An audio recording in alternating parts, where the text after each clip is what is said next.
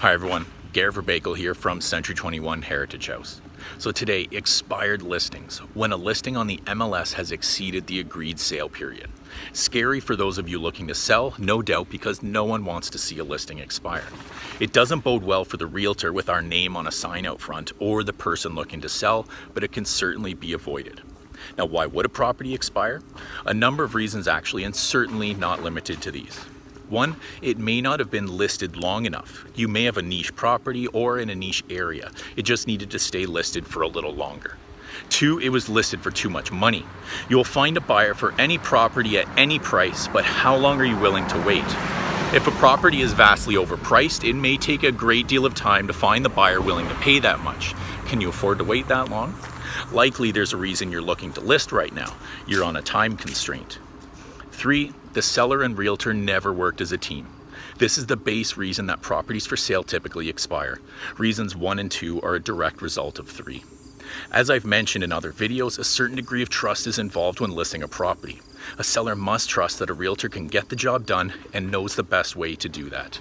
I've seen some properties as of late that are clearly overpriced, but why did it get to that point?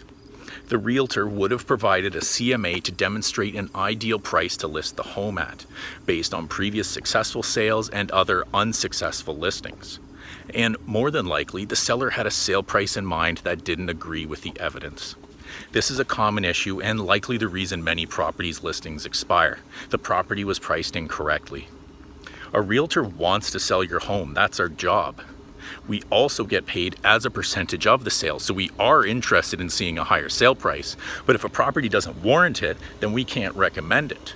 Granted, we work for you, so ultimately after all the advice and data we can provide to support our recommendation, it's ultimately up to you to decide on a price. So while a realtor may agree to take the listings at a higher price, we'll likely set a time limit on that price. Meaning if there isn't significant interest after a period of time, then the seller must reconsider the price. Some realtors may even refuse to take the listing altogether. If a seller does not agree and wants to keep the higher price in place, then there's little the realtor can do. And it just becomes a matter of waiting out the clock on the listing and letting it expire.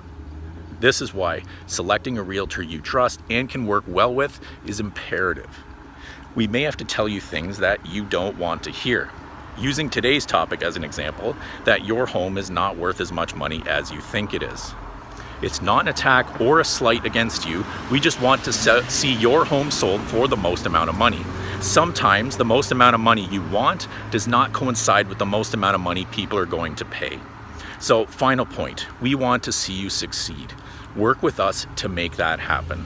Hear our advice and work with us so that we don't see an expired listing.